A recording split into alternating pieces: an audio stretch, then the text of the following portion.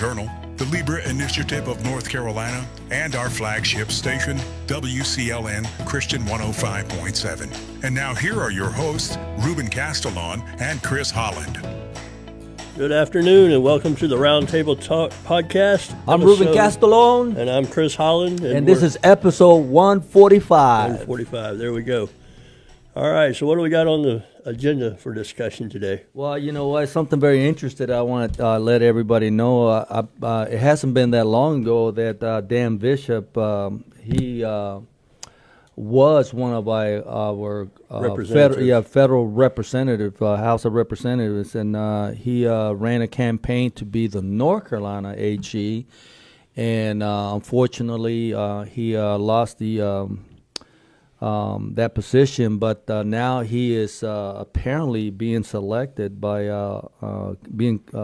it's expected for President Donald Trump to nominate him for the North Carolina as the U.S. Attorney for the North Carolina Middle District, and I think you mentioned something about it covers X amount of. Yeah, it's out of Greensboro is where the courthouse, and then it has 24 counties, kind of in the middle of the state. So if you make it to that level and you're a suspect, like I was saying earlier, you're probably not going to see the light of day. Yeah, if the feds come after you, it's probably a pretty good chance, especially for normal people. Now millionaires and billionaires and stuff like that, they might have a chance because they have $1,000 an hour lawyers and stuff. But you know, Chris, what I was thinking, that this is just an example of, it's undeniable that Dan Bishop. We met him. He's a great guy, a very good man, family man, a Christian man, solid. He stands a solid ground, and I just thought about this. This goes to show that you don't really ever know what politicians are working behind the scene. I thought he was done. Right. And he went to work for OMP or something, and so he's working in Washington right now on one of the cabinets, one of the departments.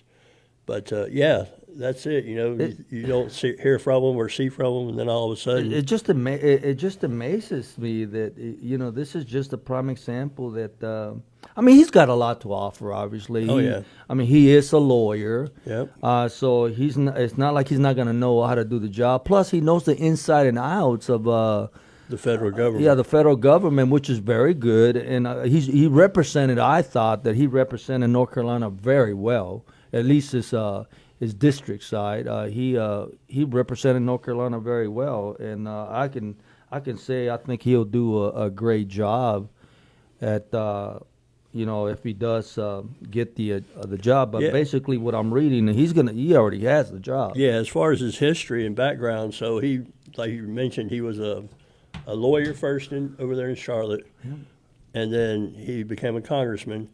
And I think when he was a congressman, he came to the county 4 or 5 different times, different events. At least 2 times that I can remember. And met small business owners. He was looking at the back during COVID. He actually was one of the people that came out of Washington and came down to the district. And so I think he's got a solid background. He's just a common sense guy. Strong conservative, will uphold the Constitution and the law. So, I think it's a good choice. One of the things that I failed to mention, though, is that I was able to get this from the North State Journal, the Hulk edition. You can look at it here. They're always looking for advertisements. There he is right there. So, in case anybody's wondering where I got the information from. And the other thing, which everybody knows about this, it was just a matter of time before it happened. And one thing that I got to say, Donald Trump, you got to watch him, because when he said he's going to do something, he's going to do something. Yeah. And nobody bothered to ever look at the thing about the pennies, and it wasn't until he became the president the second time that it just dawned on me that he said that it takes 3 pennies to make 1 penny. And I'm totally on board. Get rid of the penny. If it's Cost of production. yeah, if the cost of production costs more than what the penny is worth, why are we still making pennies? Yeah, the only downside to that is the pricing across the economy. So now do they have to write a regulation that everything's going to be rounded down to the next 5 cents, or you know what I'm saying, or rounded up to 5 cents? I think that yes, there's no reason to produce a value of money that it costs more than it brings it's worth. However, with the economy, how is that going to affect the small business owner? The retailer. I think to answer your question, and of course, only time is going to tell, is because I have experienced this, and you might have already experienced this too, in several businesses where you purchase an item with cash, and they'll tell you flat out, I can't give you. I've experienced this already. Yeah, change. I can't give you 2 pennies back because we don't have pennies. And 2 pennies is insignificant.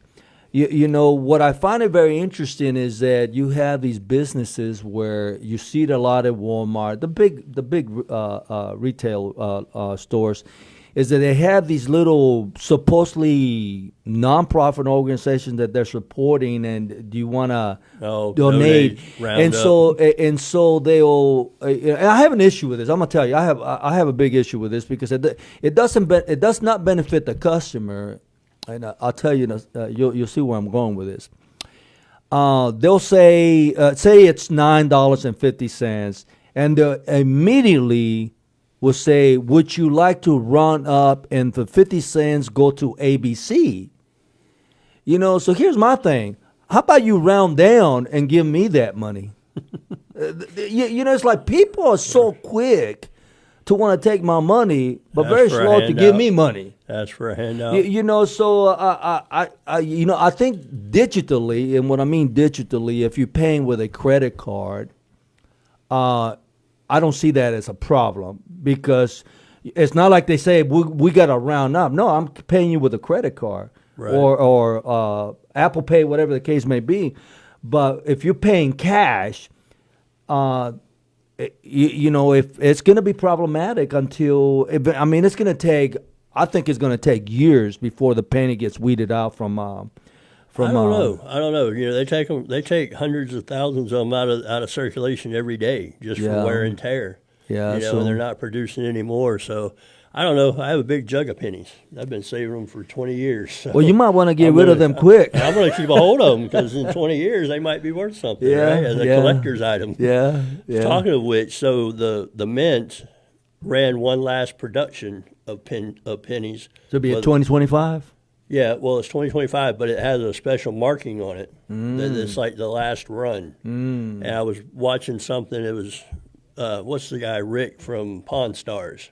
You know, I know who you're talking about. He collects stuff, right, right. like different old stuff and valuable stuff. And he was saying that he could see that those pennies, those last run pennies, being worth millions of dollars. You know, because they're not being distributed. They're kept by the Mint, and I think the Mint's going to eventually auction them off. I can see that happen, but I don't think the value of that penny, the last penny made, I don't think the value of that penny is going to increase that quickly because we have information on that. You got say like I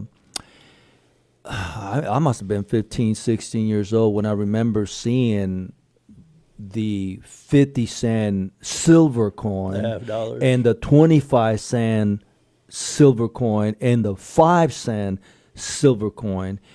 And then they just eventually got weeded out. And then I collected some of those, and eventually I got rid of them because to me it just wasn't worth keeping them because they weren't.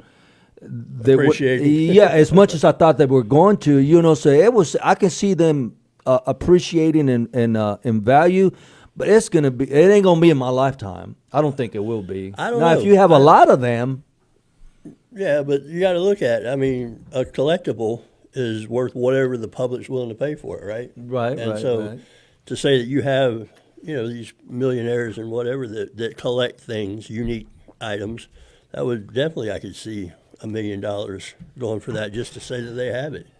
Yeah. You know? Yeah, that's true. But hey, so we all know that election season's coming up, and December 1st opens the filing for the 2026 election. It will run through the 19th at 5 p.m. out down here at the Board of Elections.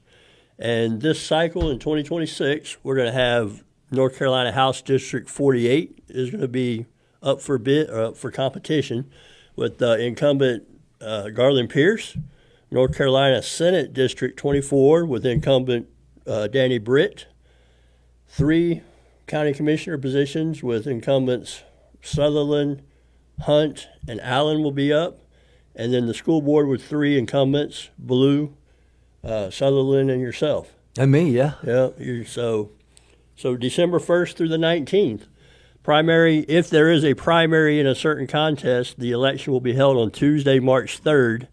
We always know about 14 days, 10 to 12 to 14 days prior to the election, we have the early voting period.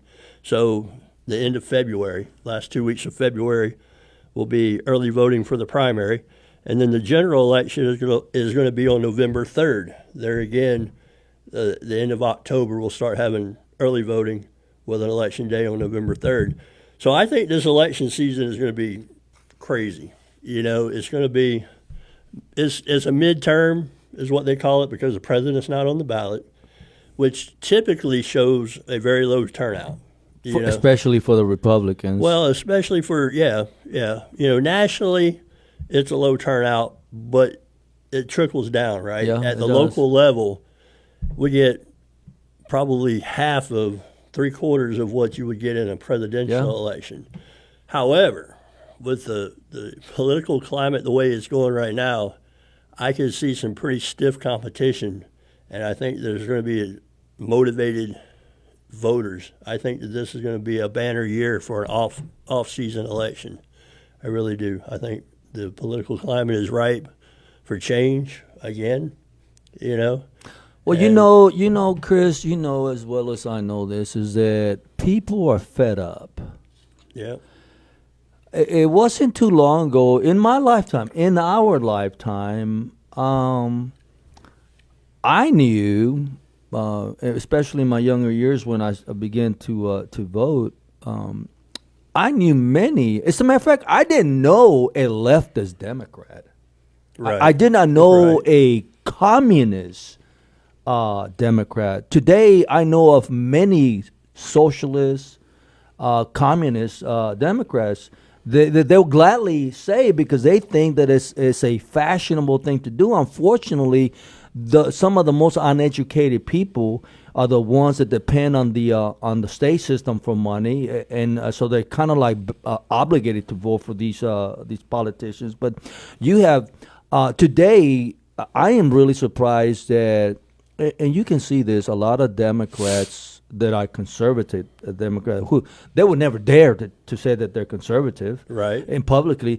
But you have a lot of Democrats that were conservative Democrats that are just becoming unaffiliated. They changed their affiliation from Democrat to unaffiliated to independent, and that's because they don't want to be affiliated with a party that cannot define what a woman is.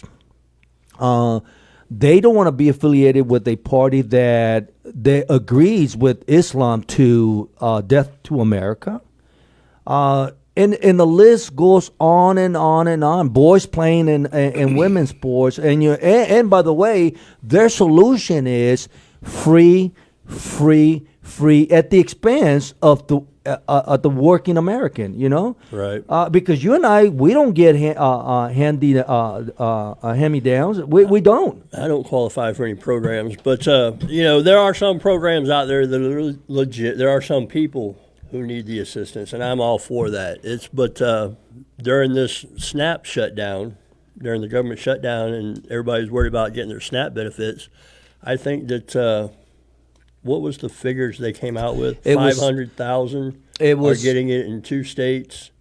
Well, I can tell you the total number nationally was 43 million people dependent on SNAP. Right. And over 50% of those 43 million people are illegals getting my money, getting your money, and every state. But what's so obvious to me now, and those that want to recognize this, is that it's more prevalent in the blue states. We have issues here in North Carolina too, but you go to California, you go to New York, you go to Chicago, Right. Those states that are blue Right. blue states. Well, they also, and they're the ones that write the rules, or relax the rules. So they say, well, yes, you're supposed to be here 5 years, which is the law, federal law. As an immigrant, you're supposed to be here as a legal resident for 5 years before you apply for any kind of benefits. Well, okay, we're going to accept that, and we're going to say, we're going to make it 2 years. So then they say, hey, federal government, we've got all these poor people, we need more money. And the government's just like, okay, here you go, Yeah. here's more money. Yeah. So that's where a lot of it, it's over the years, it's just exploded, and it's become easier to get, easier to bypass the regulations and find the loopholes. And so they're talking about now, anybody that receives SNAP is they're going to make them reapply. So basically, starting from zero, that if you qualify, you have to go and reapply to show that you qualify. And you have to be actively, it's my understanding, and you have to be actively looking. Now, I don't know what that entails, but you're going to have to be actively looking for a job, because the SNAP program, those of you that don't know what this is, it's basically it's food stamps. Food stamps. It's just different now. It's all digitalized. And I was really in disbelief of how much money people get. It's like, no wonder they don't want to work. Oh yeah, I don't know as far as the money. There's some information out there. There's some illegal. I don't know how many. There's some illegals that are getting snapped over $5,000 a month.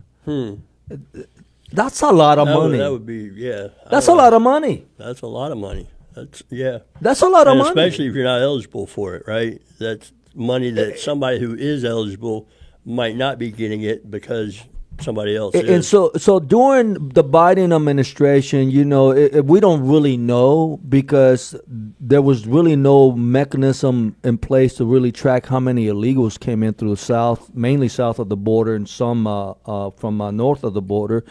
But they were allowing a lot of illegals to come in, and they will give them a court date. And and when they gave them a court date to show up, whether they did or not, they automatically were given a temporary stay and a Social Security to work. This is how these people are able to get jobs, because there is a federal law that in order for you to employ somebody legally, they have to have a Social Security. Yeah, and so right. So now we're talking about workplace employment or enforcement.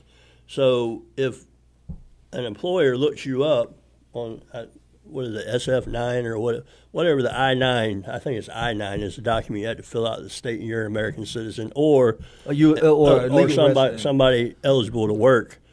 But like you said, if you're given a temporary Social Security number or work number, and then you go, whether you're here legally, you can get a driver's license. You can get a driver's license. You can get a job. You can apply for benefits or whatever. So I kind of see that, the employers kind of caught in the middle. Yeah. Right?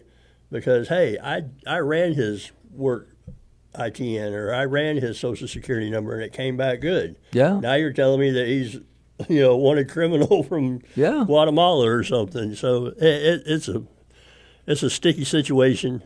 I'm glad to see the enforcement, though, and all of these people talking about the profiling.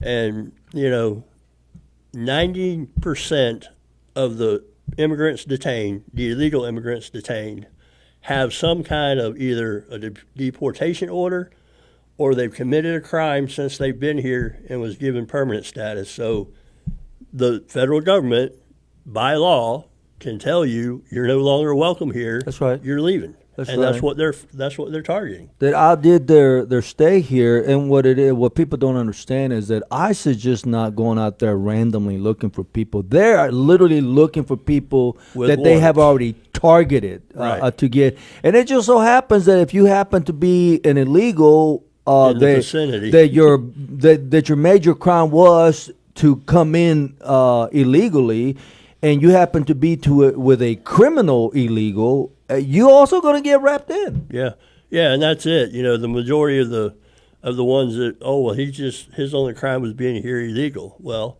but look at the crowd that he's running with, right? Obviously, somebody in that vicinity of that raid was targeted. That's right. And that's what people are like, oh, well, they're running these TCPs or checkpoints, you know, blah, blah, blah, blah, blah. 90% of them have warrants. 90% of them, they know family association, they know places of employment, they know vehicles that are associated with that individual. Yeah, that's right. And just like any other criminal investigation, they say, Joe lives at 123 Main Street and drives a blue Cadillac, and they drive by, that blue Cadillac's there, let's go get him. And then when they bust in, you know, whoever's there is subject to being apprehended if they're here illegally as well.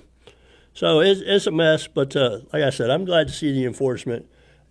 The jobs numbers came out today. I think it was 116,000, 119,000. They were predicting 50,000. So a big improvement in the jobs. And they're also saying that the majority of them went to American-born, or not American-born, but U.S. citizens. So in the past 4 years, the majority of the wage growth or the job growth had gone to immigrants. It didn't differentiate between legal or illegal. But this latest jobs number says that the majority of the job growth has gone to U.S. citizens. So that's good news. You know, we're talking about SNAP. Yeah. If you get a good job, you don't need SNAP anymore. That's right. You know? So the hot topic, we got about 9 minutes. So let's talk about the Epstein files real quick.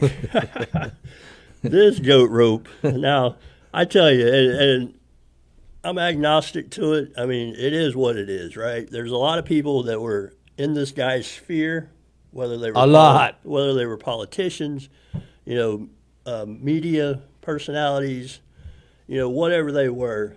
And I understand the hesitation from the DOJ is because what if I had, you know, he was my investment advisor, right? And there's some emails that says, hey, Chris, you know, meet me over here Saturday. We'll go over your 401k, right? Well, now you throw my name out there, and all of a sudden it's like, Chris Hall's associated with Jeffrey Epstein, blah, blah, blah, blah, blah. Well, now you've besmirched my character, right, and put me out there. I had nothing to do with the guy. He was just telling me how to run my 401k. And so there's a lot of people that are like that, right? Unfortunately, and it's both sides, it's Republicans and Democrats, left, right, however you want to skin that cat, break that demographic down.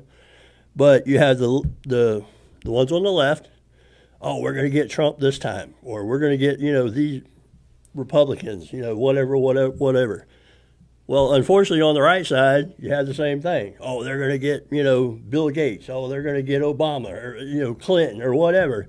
And at the end of the day, I don't think anybody's going to get anything because I truly believe that you don't become a math teacher and then go to work for Bear Stearns and then start your own financial, you know, firm. Yeah, your financial firm, and then get billions of dollars, right, from all these rich people without some kind of shadiness going on. That shadiness is already hidden. It's it's going to be classified or it's going to be investigative material, just like the grand jury material, you know?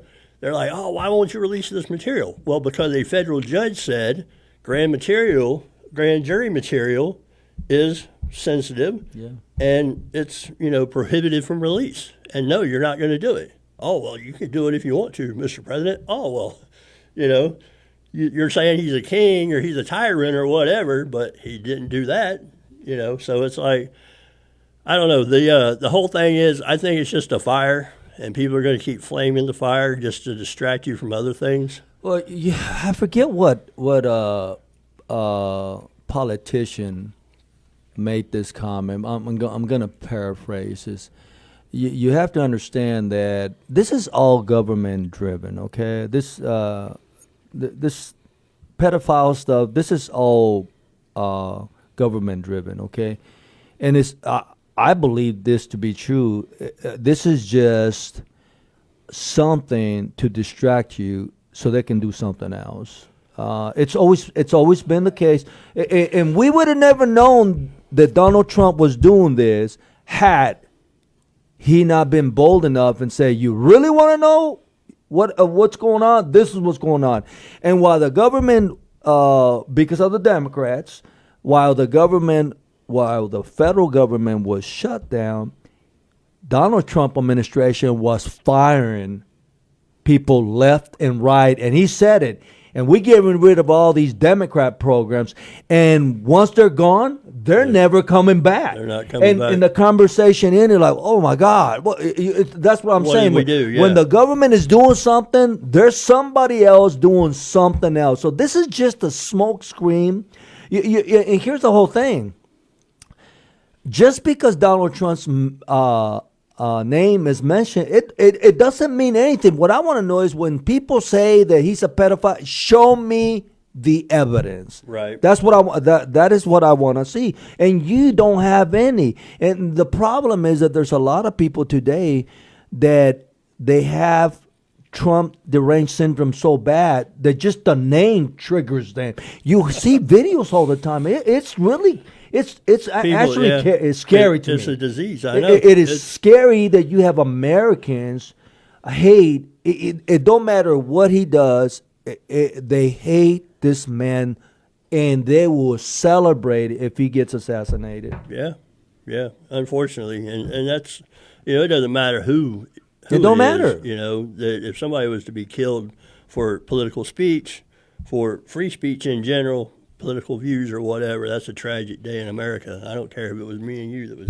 that was shot down. But yes, unfortunately, there are some of those out there, and those are the ones that I was talking about that are combing through these files as they come out. We're going to get Trump. We're going to get Trump, right?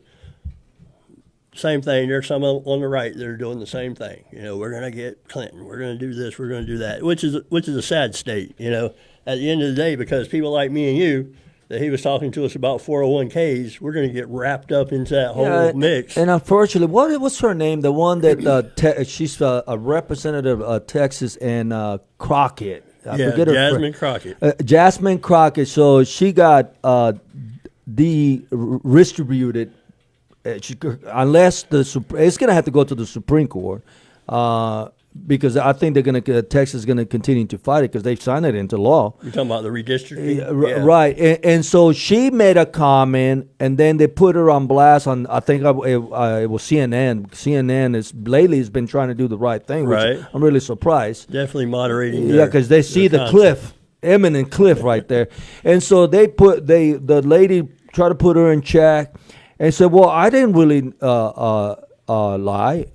It is true that so-and-so got money from this individual that happens to have the same name. And the guy had to come back and say, this is a doctor. This got nothing to do with this. I actually have that in my notes. So what happened is there's a Democrat from the Virgin Islands. She's not a congressman or a congressperson. She's just a representative. They have non-voting reps, Puerto Rico, Virgin Islands, all those. So anyway, she back whenever was on a panel that was interviewing or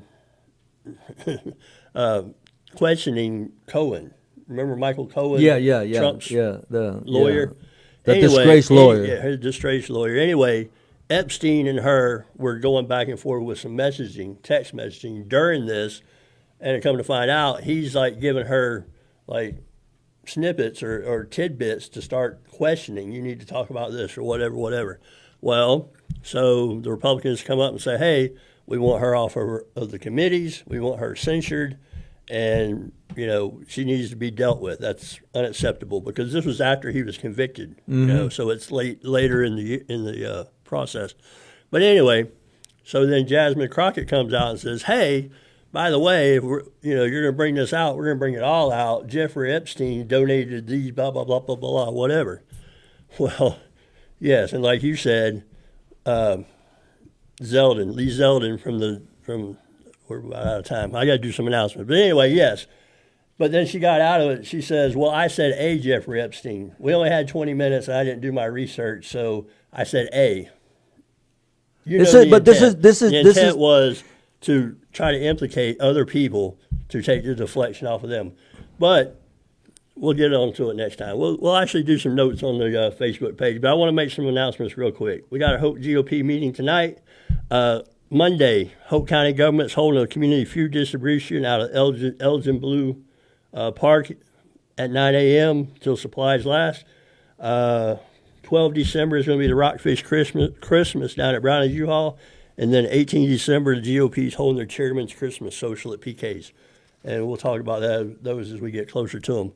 But, yes, it's going to be an interesting campaign season, and I think we're going to have a lot of fun. On the brighter side, don't forget, next week is Thanksgiving. Happy Thanksgiving to I'm everybody. looking forward to it. Sit down with your family and, keep it civil.